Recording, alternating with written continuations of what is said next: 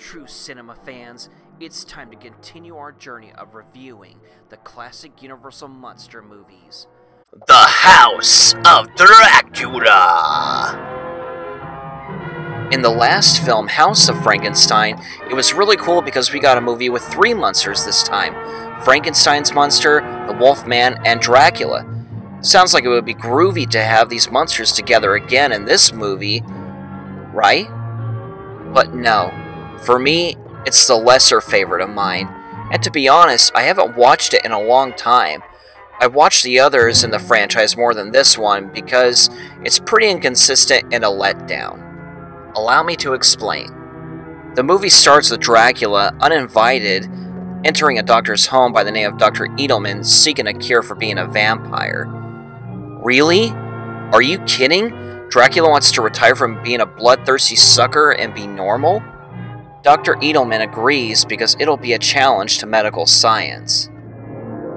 Dracula is speaking to the doctor, and Larry Talbot, aka the Wolfman, shows up. Larry once again wants a cure for his werewolfism, and he wants it quick as possible because another full moon is coming. But no luck for Larry with the doctor being busy.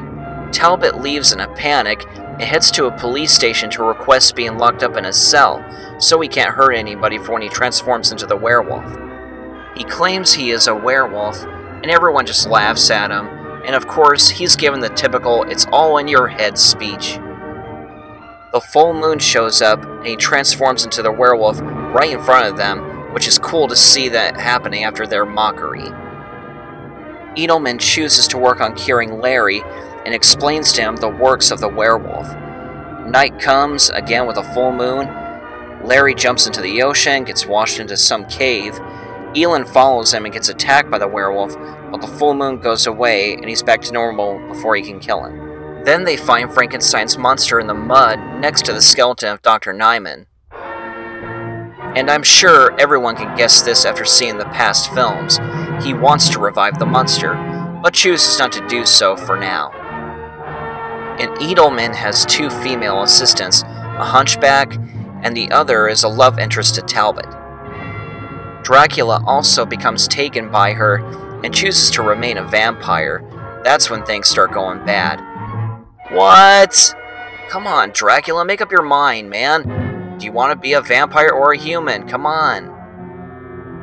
Dr. Edelman gives Dracula a blood transfusion, which is supposed to make him human.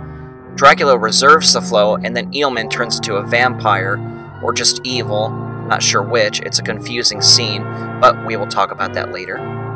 Edelman then kills Dracula, exposing him to sunlight, and Dracula turns to bone. Then he performs a brain operation on Larry and cures him. And of course, the monster still isn't awake. What a waste. So with Larry cured of his werewolfism, Dracula now dead, and then the Frankenstein monster still not awake, really Edelman is the only monster we get for a while. I gotta say, he really steals the show. Edelman kills the driver and is chased throughout the village. Larry walks out into the night of the full moon and is no longer a werewolf. He is finally cured, which is awesome. Edelman finally achieves success, reviving the monster, and he awakens.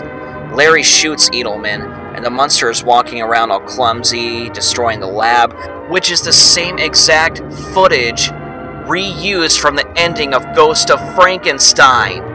Really?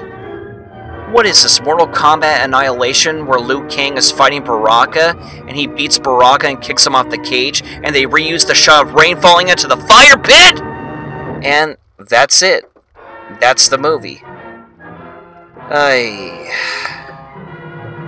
I don't know. This movie just doesn't do it for me in the Frankenstein franchise, and it's pretty inconsistent, like I said. For example, Larry showing up at Dr. Edelman seeking a cure? How is he alive? In the last film, House of Frankenstein, he was killed by a silver bullet. Also, Dracula wants to be normal now? First of all, stupid. Second, he died very early in House of Frankenstein, being turned to bones. So how is this supposed to make sense? It's like as if Universal is treating us like we're morons, like as if there will never be hardcore fans, and that nobody will ever notice. Well... Wrong-o. And I will say, it is cool to see Larry Talbot cured from his werewolfism, but you do miss it. And again, what was the point of you recycling the same footage of the ending of Ghost of Frankenstein, instead of giving us an original ending? Were you that lazy? Also, Dr. Edelman's transformation scene. I mean, sure his reflection disappears, so you would assume that he's a vampire, but also with the way that the transformation scene is it kind of has a Dr. Jekyll and Mr. Hyde kind of vibe to it. You know, it's hard to tell whether he's a vampire or just evil, or is he both? So for me, and for most fans of this franchise, it's definitely the weaker sequel in the whole franchise.